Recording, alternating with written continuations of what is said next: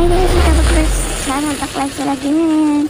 At ayan, papakita ko sa inyo paano ako magbanding sa aming alagang cat dito. And thank you for watching. Mega love shoutout out.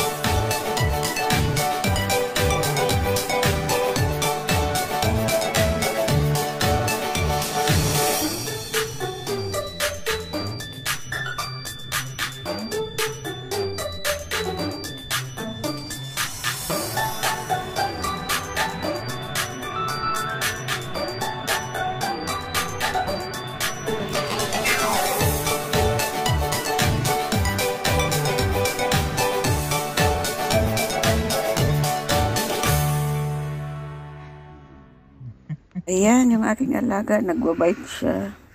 Dito yung ina niya, nagbabantay sa likod. At dito naman sa kabila ay, yung aming cat ay ginala namin dito sa tabing ilog ay sa likod lang to ng building ng aming bahay. Mayroong ilog kasi dyan pero walking distance siya. Kaya nag-iikot-ikot sila dito kasamang kanyang cat. Isang cat dinala nila doon para iikot siya. Kasi gusto din ng cat mag-unwind sa ilog. Ayan ay si Soma, ang pangalan niyan ng kanilang baby cat. Anak yan ng cat nilang isa na si Melo. Nanganak kasi siya 8 piraso. Kaya iniwan nila yung apat ibininta. O binigay sa kaibigan yung iba. Kaya yung natira sa kanila, 4 na maliliit na ganyan. Kung sa baga sa tao ay mga teenagers na. At 2 matanda. Bali 6 na ang cat nila, di ba? Ito na naman si alaga ko ay ikot-ikot dito sa park na.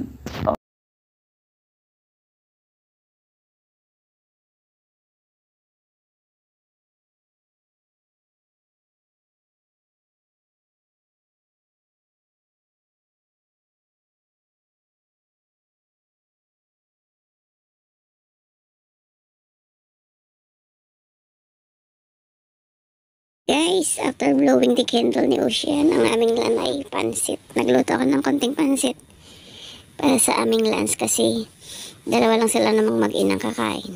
Ayan. Thank you for watching guys, and I love shout out to all my members, supporters and subscribers. Thank you so much sa mga lagi nandiyan nagsusupport. Thank you so much. At sa lahat ng mga hindi pa nakapag-subscribe, please subscribe my channel, Duck Lifestyle, para makikita niyo naman yung aking buhay from Hong Kong to Philippines. Yan ang sinishare ko. Mostly dito kasi guys, lifestyle ang aking nakikita kasi dati puro luto, kaso lang wala na akong time mag-video talaga kasi kabisihan ko that time. At ngayon mas okay na kasi 2 na lang silang mag-ina ang lulutuan ko kasi naka-duty na yung kanyang asawa ng alaga ko, nasa China nag-duty, kaya hindi na siya kumakain dito sa bahay, bihira lang. Kaya thank you for watching guys. Ayan, luto na yung ating pansit kasi assorted videos lang. Sorry, it's DJ.